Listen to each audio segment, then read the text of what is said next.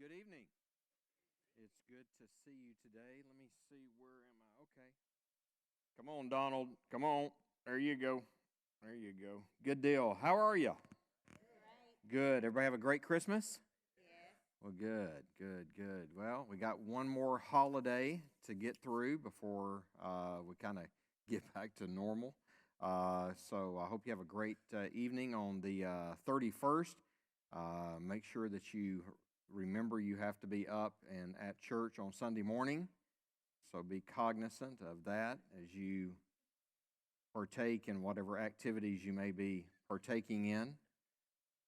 You, me too. So just remember you don't want a headache Sunday morning. Yeah, there you go. There you go. Whatever you call it, that's your business. All right.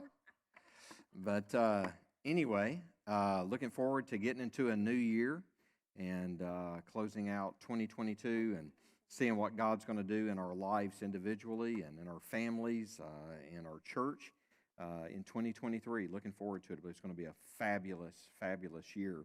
I want you to start off right. If you're watching and you're not here, I want to encourage you to be out on Sunday. Come Sunday. Start the year off right. You know, it's a great way to kind of, in some ways, tithe your time of the first Sunday of the year and making it a priority. And really want to encourage you to be really intentional about your faith in the new year. Matter of fact, I've got some information here that we'll be giving out Sunday, but because you're here tonight, you get it before everybody else. And I'm not going to tell them what it is. They should have been here tonight. All right. So, Kirby, would you mind making sure everybody gets one of these? This will be in line with our series in the month of January. Again, really encouraging everybody to be very intentional and disciplined in the development of their faith and in spiritual disciplines. And you'll see kind of where we're headed based upon this card. And I just want us to be very intentional. That's really, there's a word that I have for our church. By the way, have you ever read a book by John Gordon entitled One Word? Anybody ever read the book? It came out years ago. It's really a really good book. It's a kind of the basic premise is, you know, a lot of times people start the new year with New Year's resolutions, and, you know, before too long, they've just kind of fizzled and all of that. And he developed kind of a concept that I thought that was good, and that is, you know, picking one word to be your theme word throughout the year, whatever that word may be. And, you know, I would encourage you as a believer, you know, pray, ask God, you know, God, what is that one thing you want me to focus on above all else in my life? What do you want to work on in my life in the new year? And for me, the word is intentional. That's my word for this year, is intentional, right? Nobody, you know, went uphill by accident, right? And, you know, I want to be very, very intentional in a lot of different areas of my life this year. And, you know, your word may be something totally different, but it's something that you can be praying about and say, God, you know, give me a word. What is it that you want me to work on in my life? Well, our word for our church, I'm not going to tell you tonight. It's going to be a part of our series as we get into it in January. But there's really a word that God has encouraged me as a pastor, and I've shared with the elders, and we've kind of come to kind of an agreement on this.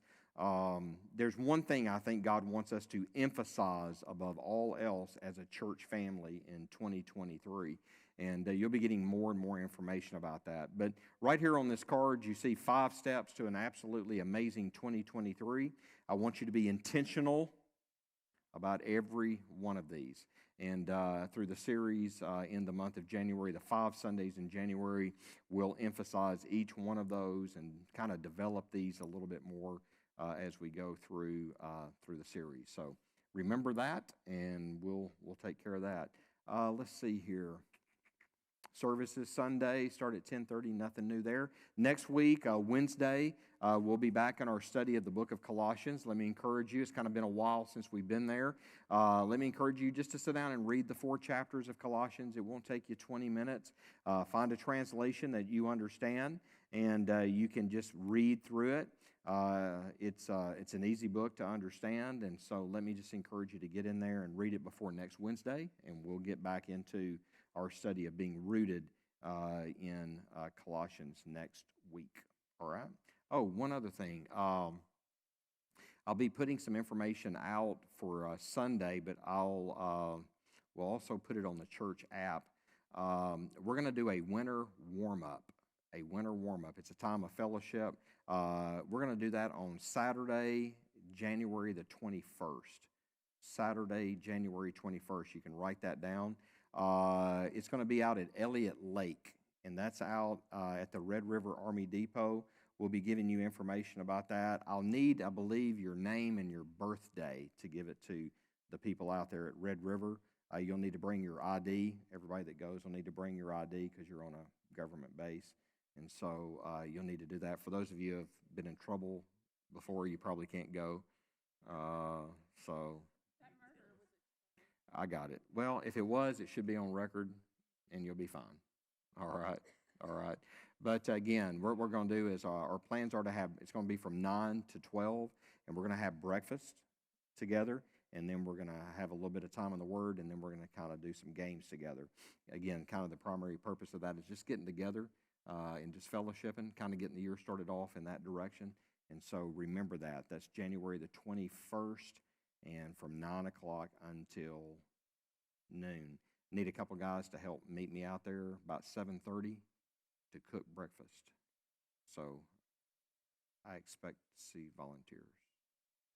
All right. All right. Good deal. Good deal. All right. Well, let's get started, and we'll do that with prayer. Tonight, we're not in Colossians. We're actually going to be in a familiar passage, but we're going to maybe dig some things out we haven't seen before. 1 Peter chapter 5. 1 Peter chapter 5. You need to go toward the end of the book, back up a few books, and there you are in 1 Peter. All right? Let's pray. Father, thank you for the opportunity to be here tonight. We thank you for a good weekend. We thank you for what was accomplished here with our reading of the Christmas story on Saturday and celebration of communion on Christmas Day. Father, thank you for caring for us and bringing us to this day and to this part of the day as we come together to study your word. Lord, I pray that you would use it to speak to our lives, to equip us, and to help us to live our lives in a way that brings you the glory. And it's in the name of Jesus we pray. Amen. Our text is verse 7. I'm sure that if you've been in church at any length of time, and if you haven't, I mean, don't be embarrassed. You got to start somewhere. But verse 7 is probably a very familiar passage of Scripture to those of us who have been in church at any length of time. But Peter says here, casting all your care upon him, for he cares for you. Anxiety. Anxiety is the most common mental disorder in the United States. In 2019, how many people, according to research and studies on anxiety, how many people, percentage-wise, do you think in 2019 suffered from anxiety? And by the way, I'm not referring to just being a little nervous about maybe taking an exam or going for a job interview or maybe public speaking. A lot of people, freak out when they have to public speak, which I find funny. But a lot of people have a lot of anxiety about that.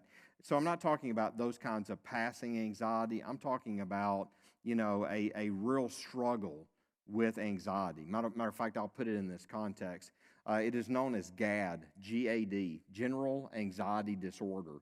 And what I'm referring to is general anxiety disorder is anxiety that lasts for 6 months or more, right? You just can't seem to overcome it. It's just a regular part of your day. And so that's what I'm referring to when I talk about anxiety. So in 2019, based on the studies that were available, what percentage of Americans suffered from that type of anxiety? This is pre-COVID, 2019. 18%. 2020, it went up to 62%. No, yeah, 2020, it went up to 62%. Now, a recent survey of people, those who were surveyed, I wouldn't say all Americans, but at least of those surveyed this year, the survey was done. They surveyed people in June, and the study was released in July. So in June of 2022, how many people said that they had anxiety? 87%. So it's interesting that COVID, it went up to 62%. And then in 2022, it was up to 87%. Why were people so anxious in 2022 as opposed to 2020? The economy that was the key factor in anxiety. And probably more than anything else, I think that 2020 set a new baseline for anxiety. I think we're just now beginning to understand how much 2020 affected us. And I think that'll probably be something that'll go on for a couple of decades, that we'll begin to understand more and more how being quarantined, how the world was shut down, how it affected people's jobs, how it affected people's children. I know right now there's a big, big issue in public schools with kids coming back to learning in school. I know one school I heard about yesterday, one school has totally banned all cell phones. And the reason is because kids are coming back to school and they have no ability to socialize with other children. Because during COVID, they were isolated and they spent a lot of time on the phone rather than interacting. And so there's been a delay in maturing socially among children. You think about that, how's that going to impact society at large? That's a big deal, because children are behind academically, children are behind socially, and that can't help but have a negative impact on the culture at some point. And so I think that there's probably more anxiety than ever before. I think that, again, 2020 created a new baseline for that, and add everything else in the mix, and people are very, very, very anxious. I want to talk about anxiety in this sense. A lot of times when we think about anxiety as the response of the brain. But when we talk about anxiety, we're talking more than about the mind or the brain. We're talking about the body's response to worry and fear. It's not just how it affects your mind, it's how it affects your body. What are some of the physiological and physical indicators that we're under stress? Okay, it can be trembling particularly if it goes into panic attack. It can manifest itself in that way. High blood pressure, okay. All right, fast heart rate, increased heart rate, okay. All right, yeah, fidgeting, overeating, pain. Sleep disorders, people aren't sleeping well, right? And sleep is so important for us mentally, and it's so important for us physically. I didn't know this. While we were in Dallas, a pastor friend of mine came to visit us while we were in the hospital. He pastors in Allen, and he has had problems with blood clots in his legs. And something that he told me that he didn't know until he went to the doctor is that the veins in your legs actually, after so many inches or whatever in your legs actually have your veins have a gate, right, that your blood flows through. And so you want those gates to be healthy and all of that. What attributes to the health of those more than anything else, strangely enough, is the amount of sleep you get. So if we're not getting the sleep that we need, that's going to have adverse effects not only on our mind, but it's going to have adverse effects on our bodies as well. All right, weight gain, yeah, weight gain or weight loss, yeah, okay, all right. How about feeling on edge? All right, feeling restless, irritability. It can move into excessive feelings of worry that you cannot manage anymore. Right? That creates a problem, as we mentioned, difficulty in sleeping. So these are big issues, right? And they're probably there's probably more, again, anxiety today than there has been in a very, very long time, if ever, in our society. And so what do we do with that, right? Just because we're believers doesn't mean that we are naturally immune to anxiety, right? How many of you, you don't have to raise your hand, I wouldn't ask you to do that, but how many raise your hand and say, or don't raise your hand, how many of you would say that you struggle with anxiety? How many of you struggle with worry or fear, right? And so, God doesn't want us to live with fear, right? Now, there's one fear that we should have, and what is that? Yeah, the fear of the Lord, right? And that doesn't necessarily mean fear in the sense of, him being mean to us or bad to us, but it's what? It's a reverence for God, right? And so that's an appropriate fear. The fear that Satan wants to put in our lives is one that causes us to be paralyzed, or it causes us to make bad decisions, right? And so we want to try to deal with that. So here Peter is writing. Somebody tell me who he's writing to. Who's his audience? Who's getting this letter in the first century? Mm-hmm. More specifically, what kind of believers? Tell me about them. No, these are Jews. But if you'll go back to chapter 1, and we can do that very quickly. Go back to chapter 1, 1 Peter chapter 1. What does verse 1 say? Somebody tell me. All right, keep going. Okay, all right. Okay. My translation says, Peter, an apostle of Jesus Christ, to the pilgrims of the dispersion in Pontus, Galatia, Cappadocia, Asia, and Bithynia. And so he uses the word dispersion, right? James kind of does something similar in his writing to his letter. It's a general letter to Jewish believers. But he writes a letter and he says, to the 12 tribes scattered abroad. The word scattered is the word diaspora. So these are Jewish believers who have had to leave their homes because of persecution. All right. When Peter writes his, he's decades away from Christ's time here on earth. Peter is about 15 years, James is about 15 years, but there's an intense persecution. What was the problem? What would be some of the things that would happen to Jewish believers when they were being persecuted?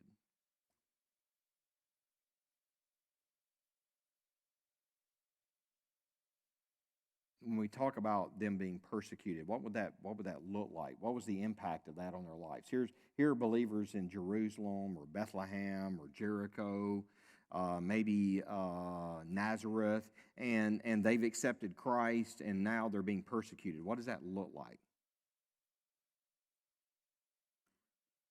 Yeah, they would lose their rights, couldn't go into the synagogues, couldn't go into the temple. Okay? So religiously, they're ostracized. All right, what else? They're what now? Yeah, what's going to happen to their jobs? Yeah, they're not going to have their jobs. What hardship does that create in the home?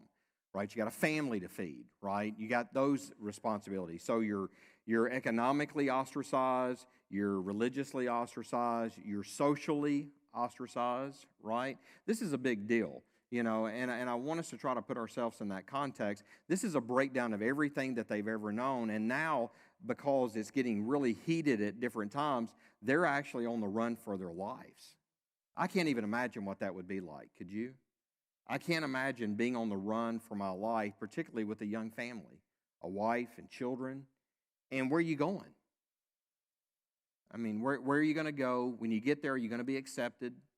Are you going to be able to find gainful employment? Where are we going to live? Do I have the resources to even do it? So that you can imagine there's a lot of anxiety that would be associated with this. And so it's in this context that Peter is writing to them, and he tells this group of people who are under so much duress, if you will, he says, here's what you do. He says, casting all your care upon him, for he cares for you. Casting. What does your translation say? Verse 7, mine says casting. What does yours say? All right, give all your worries. Okay, what else?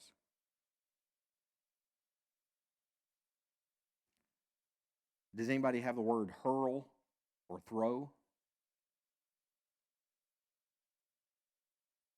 The word casting is actually a compound word. It has a prefix epi. If you're writing notes, you can write this down. EPI, epi, is the prefix for this word. Ripto is the root word that's here. Ripto is RIPTO, epiripto.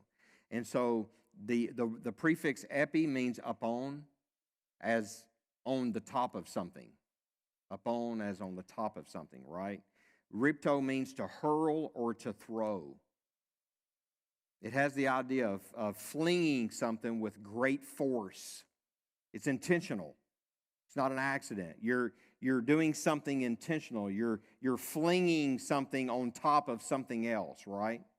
And so that's the word casting. You find this word, interestingly enough, you find this same word found in Luke 19. Turn there if you have your Bible.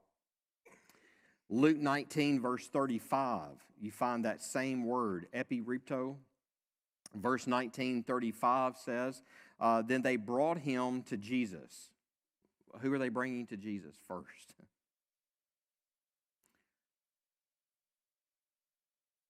I'll let you look at it and see if you can tell me. Who did they bring to Jesus? Yeah, the colt, right? A donkey, right? They bring this colt, this young donkey, to Jesus so he can ride it into Jerusalem on the triumphal entry, right? This is a week before his crucifixion. And so it says here, then they brought him to Jesus, the colt, and they threw their own clothes on the colt, and they set Jesus on him. And so here they bring this colt, and what do? They got an outer garment, and they take their coat or their outer garment out, and what do? They fling it on top of the donkey, right? They fling it on top of the donkey. That's the word that's used here. That's the image that Peter wants you to have in mind. He says, if you have anxiety, and by the way, we'll do this real quick, casting all your care upon him. The word care means anxiety, worries, right? Interestingly enough, the root of the word means to divide or to fracture something. Now, that's important because that's what anxiety does. Anxiety fractures us. Anxiety divides us. It also is distracting. Anxiety is distracting. Our English word worry. What word does in Old English? What Old English word do we get for our English word worry? Strangle. It's curious, isn't it? What does worry do? It strangles us, right? Anxiety, it fractures us. It causes us to be what? Divided, right? How are we divided when we worry or have anxiety? We're double-minded. How are we double-minded?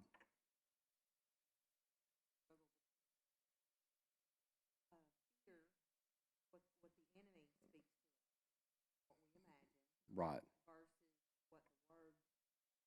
Right. Back and forth. Right. Right. It's difficult to live that way, right? We're not making decisions. We're vacillating between opinions. That's the power of the word that he uses here. That anxiety, that fracturing, that distracting, that dividing, worry, that strangling that happens in our life. He says, casting all your care, whatever is creating that in life, what do you need to do? You need to fling that on top of Jesus. You need to yield that up to him, right? You need to give that to him. That's easier said than done, right? That's easier said than done. Because by nature, fallen nature, by the existence of who we are just simply as human, we have naturally a negative bias. What is a negative bias psychologically? What is a negative bias? Right. you see the negative before you see the positive. You put greater value on the negative than the positive. A negative bias is that when you're presented with information, negative can have greater value or weight to how you think about something than that which is positive. Here's an illustration of it. Here's a great illustration of negative bias. If you went to see a doctor and a doctor told you, look, if we perform this surgery, you have a 70% chance of success. Now, this has actually been a study that's been done before. They went into a room with people who were going to have surgeries, and they told one group of people, okay, this surgery has a 70% success rate. And they went into another group of patients and said, this has a 30% failure rate.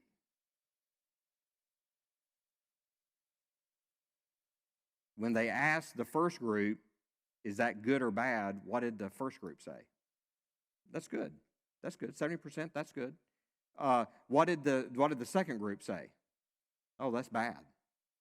They turned around to the same groups and they told that first group, who were first told it was 70%, the doctor said, now make sure that you understand this. There is a 30% failure rate with this. What did they say? Oh, that's bad. 70% was good, but telling him it was a 30% failure rate was what? Oh, that was bad. They went into the other room and said, hey, it's a 30% failure rate, and they said, oh, that's bad. Then turned around and said, now remember, hey, it's a 70% success rate. What did they say?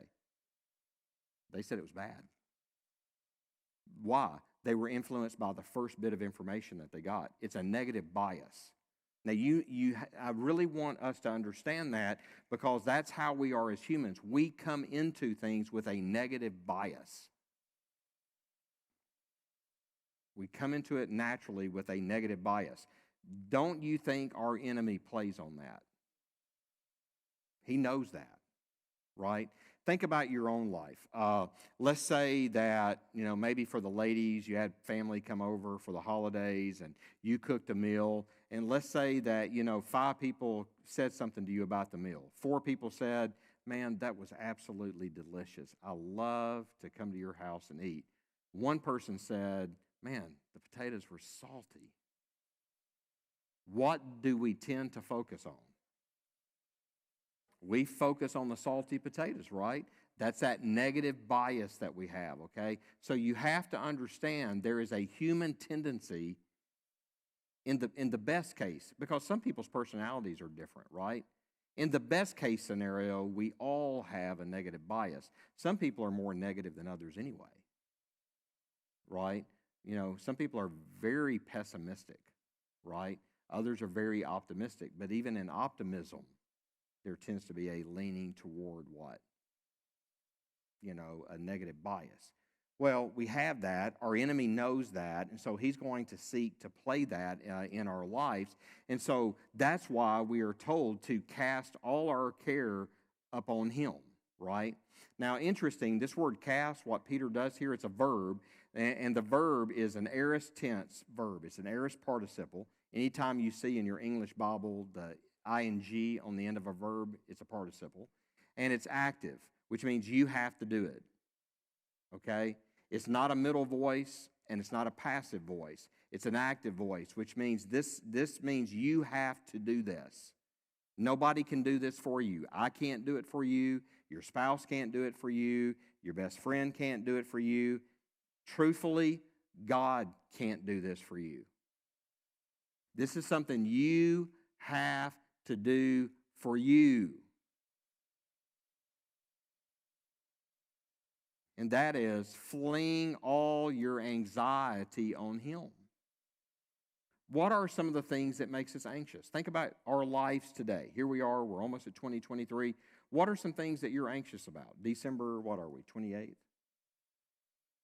December 28th, 2022. What are you anxious about? Or what's your friend anxious about? Anybody anxious about finances? Probably more people are now because of the time of year. Unfortunately, sometimes we spend in excess of what we should at Christmas because we have anxiety. Why do we spend more at Christmas than we should most of the time? We want to please people, which is a fear of rejection, which is a fear of not being loved. The fear of not being loved is at the heart of a lot of what we do. Can I settle that once and for all? You're loved by God, period. You've got love. You don't have to make bad decisions to get love for people who are probably ungrateful. I mean, let's be honest. We're trying to get something we already have, right? And then we put ourselves in a financial straitjacket for months, which increases our anxiety, which makes us irritable, sleepless, cranky. It's a cycle, right? It's a vicious, vicious cycle. And so he says we have to fling this. It has to be done. And it's aorist, which means what? What is the aorist sense? I've taught you that before. You may not remember. We don't have aorist in our English language. What's the closest form to aorist we have in our language? Past tense. Past tense. Casting all our care upon him. Whatever you're anxious about, you need to what? Decisively and intentionally give it to him. And be done. Refuse to take it back. How? Well, I'll talk about that in a second. Let's kind of go through the passage and I'll give you some principles on how to do that, because it doesn't do me any good if I don't know how to do it. It's a good motivator, but it doesn't give me the tools to do it. So he tells me to cast all my cares upon him, all the things that divide me, that fracture me, that distract me, and to cast my cares upon him. Why? For he cares for you. By the way, one thing I want to say before I get to that part, verse 7, casting what? What's the next word? Casting all.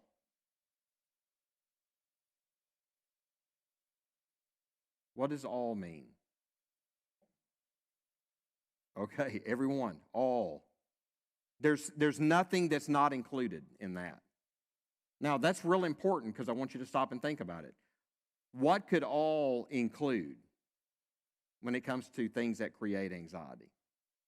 I think there's two primary categories that would fall into. Things to which you are a victim. What control did you have over 2020 and COVID? You had absolutely no control over that situation. You say, well, I didn't wear a mask. Well, you didn't wear a mask and, whatever. But you still had the effect of what was happening nationally and globally. And maybe it was closer. Maybe you had family who got sick. Maybe you had family who died during COVID. 2020, if I remember right, 2020, I think I did, 2020, 2021, I did more funerals than I have done in my ministry. In one of those years, I think it was 2021, I did 39 funerals. So there's a lot of things that are in your circle of influence, and there are a lot of things that are not in your circle of influence, right? And so when I talk about casting all your cares upon him, all your cares, you need to cast those things to which you have no control over.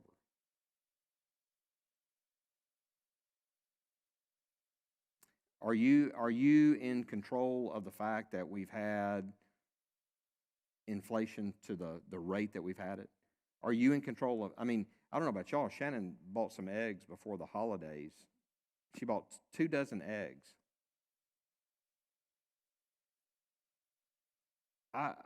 She told me what she paid for those. Was that the eggs that the golden goose laid? But am I in control of that? No. When gas prices were $4 and $5, am I in control of that? No. And so those things that I'm not in control of, I need to what?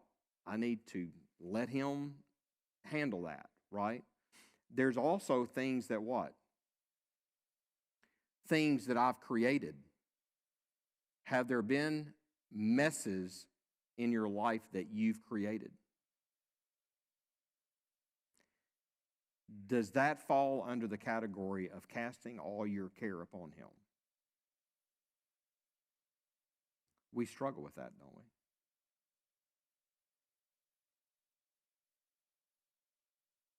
Don't we? That's a big issue. Our mentality is, well, I made the bed, now I gotta. People tell us that, don't they? Well, you made your bed, now you gotta lie in it. Can I take those issues that I have created in my life and go to God and go, you know, God, I have made a mess. I need your intervention. What's God's response going to be? Can you give me a biblical example of that? Do what now? The prodigal son. That's a great New Testament example, right? I mean, he made a mess. He made an absolute mess of his life, right? And he went back to his father, and his father shows what? Grace and mercy, right? Okay. Now, again, that doesn't mean that there weren't consequences, but as far as the father was concerned, what? I'm glad you're home. Let's try to pull this thing together, right? One of my favorites is out of the Old Testament, and it's Abraham and Sarah. Goes into Egypt and lies. Gets caught. That's a mess. David, yeah, it's a mess. Yeah. But God, what? God works in his life. You know, there are consequences, but God what? God works in it. And that's the best place for us to be when we've made a mess, is to go back to God. Kind of goes back to verse 6 of chapter 5. Therefore, humble yourselves. The best thing to do if we made a mess is go back to God and go, I've messed this up. Tell me what to do. God takes pleasure in that, right? God takes pleasure in that. And so, remember that, casting all your care. All right, cast all your care upon him. Why? Because he cares for you. Those are two different words, by the way, translated care in the English Bible. Does your translation have another word for that last cares? The first word is anxiety or worry. The second care means to take a special interest in, to give meticulous attention to. Takes a special interest in. That's good to know when you're anxious about something, that God takes special interest in what concerns you. The wondrous thing about our God is he has the capacity to have a relationship with all of us, and he has the capacity to have a relationship with us individually. Now think about it. Whatever you're anxious about tonight, he is keenly aware of what that is. He knows. What are some of the things you're anxious about?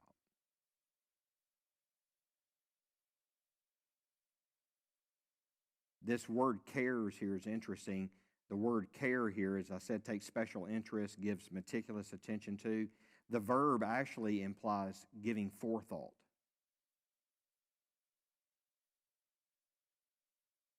God was already taking special interest in this situation before you ever arrived to it.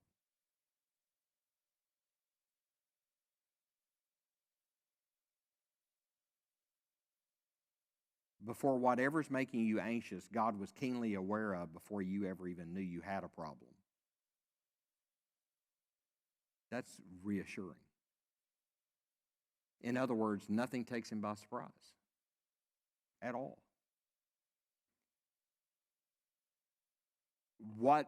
How do I do that? How do I cast my care? How do I hurl upon him the things that I can't handle?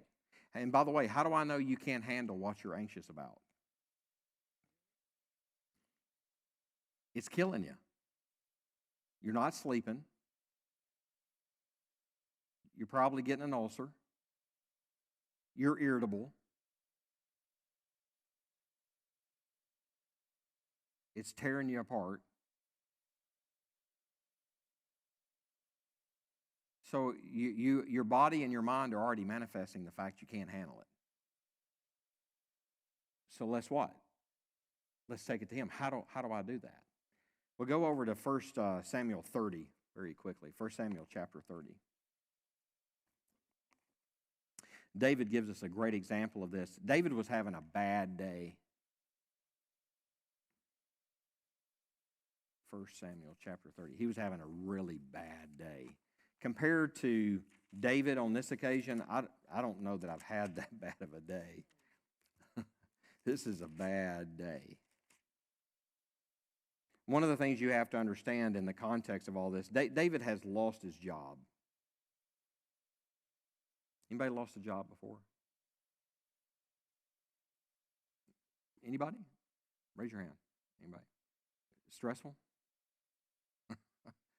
Say the least. Right? David's lost his job. Not only that, but he's got like 300 other guys that hang out with him. They lost their jobs too. Everybody got laid off the same day. Now they got to go home and face their families. All right? Well, it goes from bad to worse. Verse 30, or verse 1 of chapter 30 says, and it happened when David and his men came to Ziklag. That's a problem right there. Where do you live? I live in Ziklag. That's a problem, right? I bet I didn't even have a post office. You probably had to go to Maud to get a post office. It came to Ziklag on the third day that the Amalekites had invaded the south and Ziklag, attacked Ziklag and burned it with fire and had taken captive the women and those who were there from the small to the great. They did not kill anyone but carried them away and went their way. Put yourself in the narrative. You've lost a job, but did you come home and somebody had taken your wife and children hostage? Now, let's kind of think about this. What is the outcome for your children? What's the best case scenario for them? More than likely, the boys are going to be made into slaves, or they're going to be made into, warriors over time, right? What's going to happen to the girls? That's not a very pleasant thought, is it? What's going to happen to the women? This is not good. We're probably more keenly aware of this and thoughtful about it because of human trafficking. This is horrible. This is absolutely horrible. So he's lost his job. The guys that he had with him, they've lost their jobs. They come home, and now what? Their wives and children have been taken hostage. Where? There's no note. How are you going to find them? They got a 3-day advance ahead of you.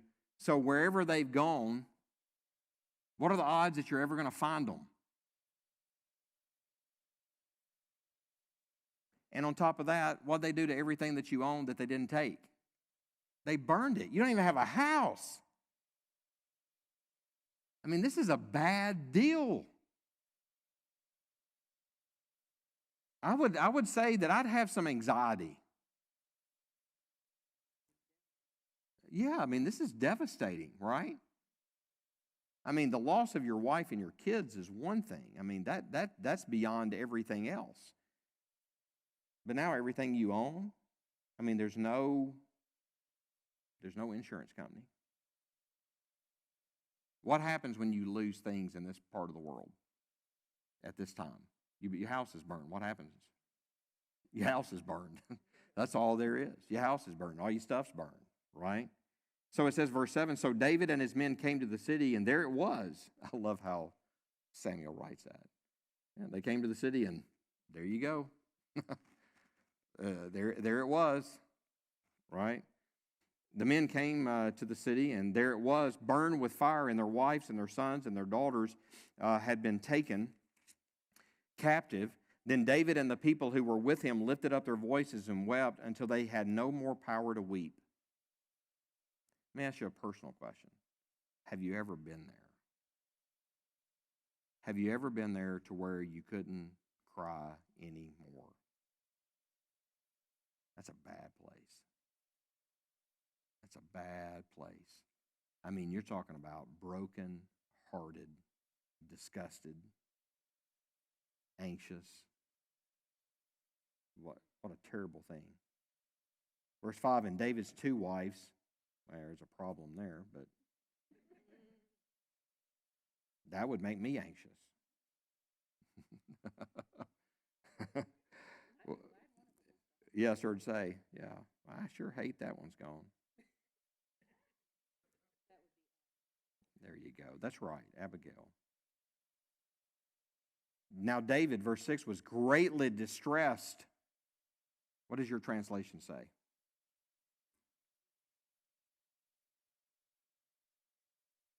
Was in great danger, extremely difficult position. Well, why was he? Now David was greatly distressed, for the people spoke of stoning him. Can it get any worse? All right, you lost your job. Everybody you know has lost their job. You come home. You come home and what? Everything you owned is burned to the ground or stolen. And your wives and your sons and your daughters have been what? Now they're taken hostage. And I say hostage, they're taken captive. They're not even taken hostage. There's no negotiation here. They're gone. They got 3 days on you. Where are they? How can you find them? And then on top of all of that, what happens? Now everybody blames you for it. Right? And it's one thing to be blamed. It's another thing to be threatened to be stoned to death. I mean, this is bad. I can't think of any worse scenario for David to find himself in. And it says that they spoke of stoning him because the soul of all the people was grieved, every man for his sons and daughters. But David strengthened himself in the Lord his God. Okay, that's it. That's it. He encouraged himself. He strengthened himself in the Lord.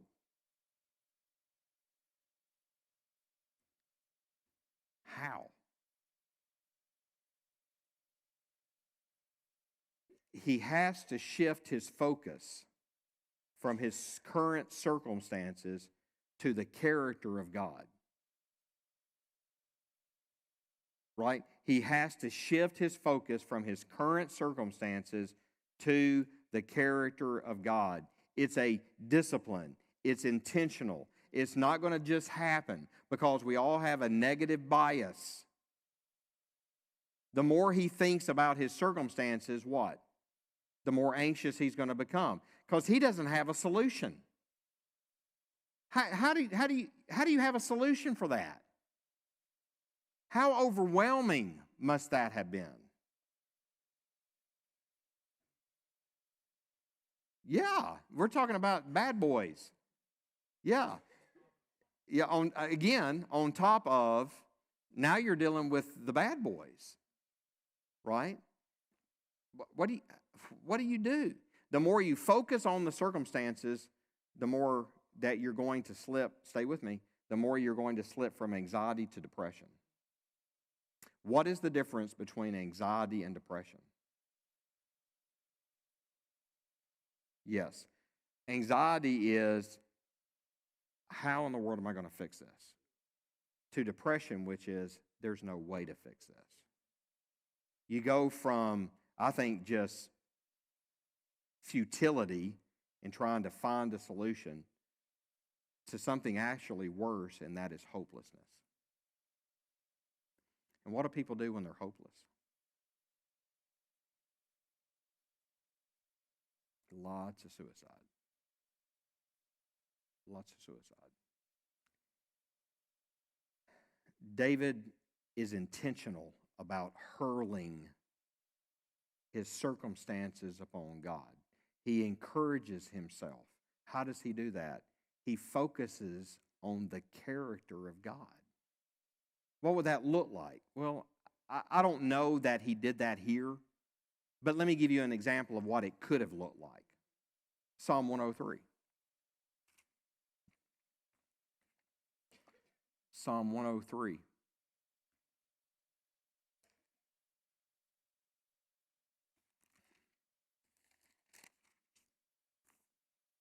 Psalm 103, bless the Lord, O my soul, O my soul. David's not talking to the Lord here, is he? Who's David talking to? His soul. What's his soul? Yeah, it's his mind, right? The soul is the mind, the will, the intellect, right? It's the mind, right? Bless the Lord. Praise the Lord is what he's saying. Exalt the Lord. Bless the Lord, O my soul. What's he telling his mind? Get off the circumstances. Because the more you dwell on the circumstances, the more overwhelming it becomes, which is going to push you into hopelessness.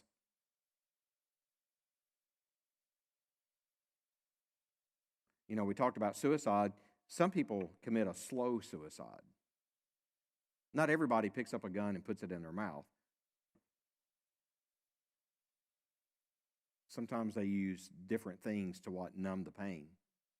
And it's a slow death. Right? Bless the Lord, O my soul, and all that is within me, bless his holy name. All that is within me. In other words, I'm intentional and I am fully engaged in this. I am fully engaged in this. Why? Because my circumstances are overwhelming. My mind is eating me up. My anxiety level is over the top. Am I ever going to get better? Am I ever going to get a job? Am I ever going to get out of debt? Am I ever going to get married? Are my kids ever going to straighten up?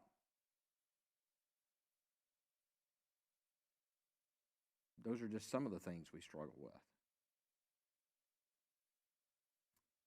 And he says, I am fully engaged. Oh, my soul, praise the Lord. Let me put my focus on him. Bless the Lord, O my soul, and forget none of his benefits, who forgives all of your iniquities, who heals all your diseases, who redeems your life from destruction, who crowns you with loving kindness and tender mercies, who satisfies your mouth with good things so that your youth is renewed like the eagles.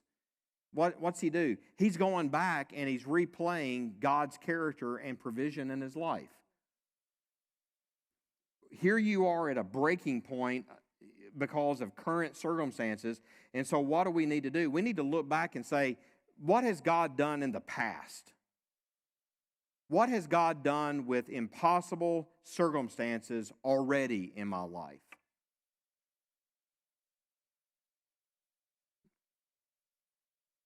You know, does anybody know what was on the staff of every shepherd?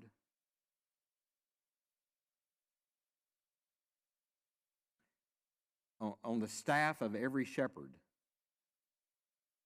there were marks of everything they had overcome. That's why David gives the testimony to Saul that he does. What's he say?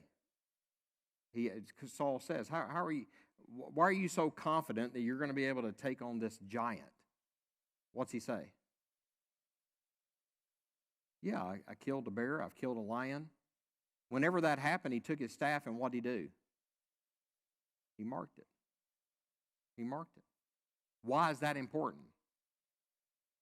Because the next time you face a bear or a lion, you need to have what? You need to have a tattoo that reminds you of that. That's why your testimony is important. That's why you need to tell your testimony, right? It's not only good for you, but it's good for other people. Look what God's done in your life. And if God's done it for me, God will. Right. That's something we don't have time to get into, but Psalm 23, the Lord is my shepherd. Thy rod and thy staff, they comfort me. Well, if David had a staff that had the marks of his victories, do you think the Lord has a staff of his victories? Can you tell me something that has whooped him? Hey, can you tell me something that got the best of him? Can you tell me something that somebody prayed about something and he went, man, I'd like to help, but I can't? No. There's not one thing.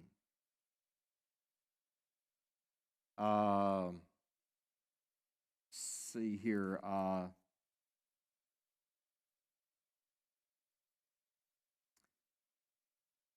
Go to verse 8. Psalm 103, verse 8. The Lord is merciful and gracious, slow to anger, and abounding in mercy.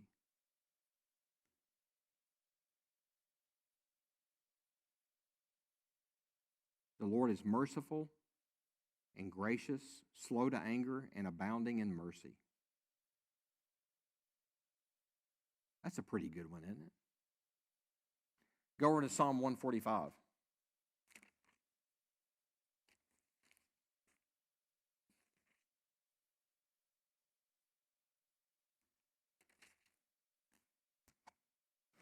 Go to verse 8.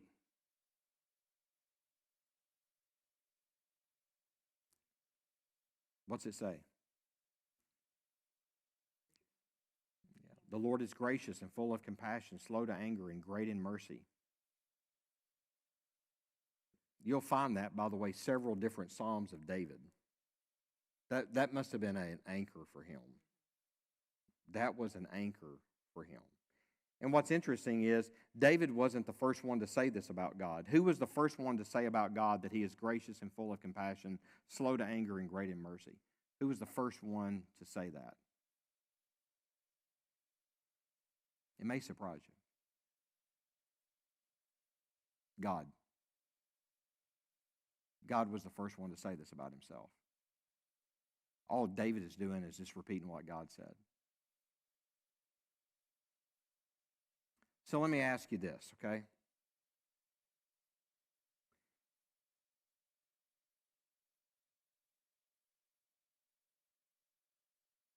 What scripture do you need to memorize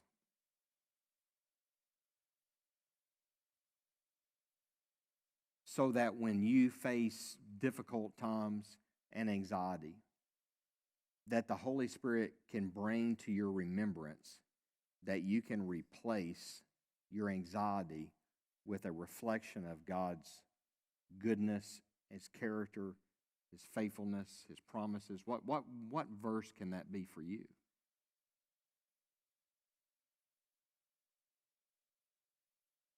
All right. And that's an important one, you know. And what you want to do with these scriptures is that when you're in those moments of great anxiety, you want to replace those thoughts by speaking out loud those words. You want to speak them out loud so that you hear them audibly. You want to speak those words out loud in praise and in prayer to God. I don't know if you've ever been in a time of such anxiety in your life, but it is a lifesaver.